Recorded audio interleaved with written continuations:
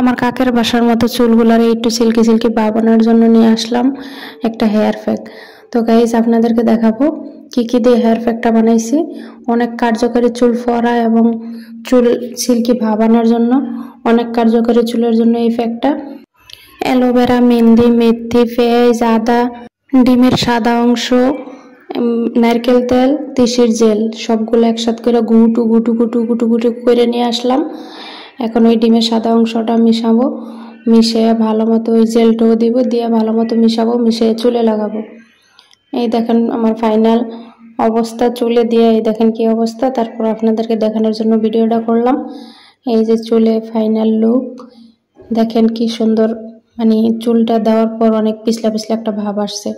চুল ওয়াশ করার পর দেখেন চুলগুলা কাকের বাসার থেকে কি সুন্দর একটা ভাব আসছে। এটা ন্যাচারাল, একদম ন্যাচারাল।